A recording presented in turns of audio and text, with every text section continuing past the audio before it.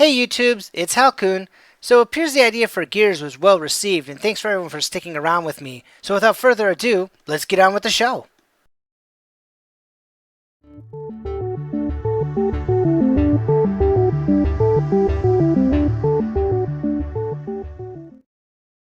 Final Fantasy VII was released on the PlayStation 1 in Japan January 31st, 1997. It was later released in North America on September 7th of that same year.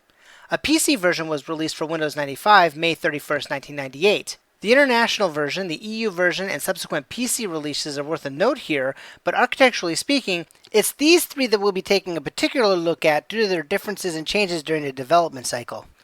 Also during Final Fantasy's development, code was shared between two other games being written at the time, most notably Xenogears, but some code also drifted from Saga Frontier as well. It's also something to note that even though Xenogears and Saga Frontier came out later, portions of these games have earlier versions of Final Fantasy's functionality. I'll elaborate about that later. So let's start with a gross overview. 7 wasn't developed so much as a video game, but as a full-blown operating system with the game bolted on. Short of a few event handling facilities provided by the PlayStation BIOS, the core of Final Fantasy VII, called the Kernel, is a full-blown multitasking and multi-threaded operating system.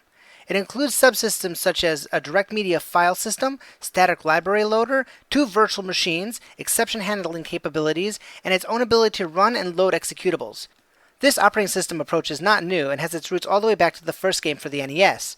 Final Fantasy I was split into 16 modules numbered 0 through F and contained the following: initialization data, world map, map graphic tiles, town graphic tiles, 3 sets of town and dungeon maps, overworld battle graphics, dungeon battle graphics, minimap, dialogue, battle encounters, armor, weapon, and battle code, opening, bridge, and ending events, menu, and kernel.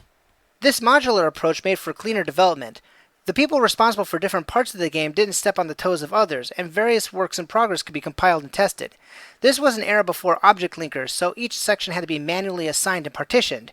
In a neat example, the graphic artist didn't have to worry about space allotments for code, so if there was a little room left over, he could sign his artwork. The kernel always stayed in memory and was where the main game loop was located. It also had the task of directly talking to the hardware. Due to the tiny amount of memory available in the NES, it was also responsible for swapping out the other modules when the game needed it. 7's kernel is put together the same way. The PlayStation only has a partly 2 megabytes of RAM, so the kernel swaps out different modules based upon what part of the game is needed. The general modules are named Field, World Map, Battle, Minigame, and Menu. Field, which is referred to by the same name in the source code, is the main exposition part of the game. This contains its own Turing-complete virtual machine for event scripting. World Map, called WM in the code, is used for the overworld, underwater, and snowstorm portions of the game. Battle, internally called Battle 3D, is where the encounters are done. This code is a descendant from the Final Fantasy VI interactive CG game that was demoed at SIGGRAPH in 1995. This also has a virtual machine for battle scripting, however it's incompatible with the Field virtual machine and is also stack-based. Minigame is managed a little bit more loosely than the other modules, consisting of a collection of games that are almost standalone in nature.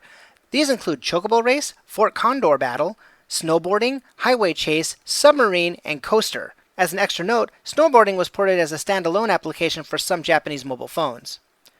Menu is the most complicated of all the other modules. From a programming standpoint, it's used to view many of the game's important variables. The menu module actually is a collection of 13 sub-modules named Begin, Party, Item, Magic, Equip, Stat, Change, Limit, Config, Form, Save, Name, and Shop. These will be elaborated on in an upcoming episode about the menu system itself. Even though the module system seems pretty robust, it caused some issues in the past.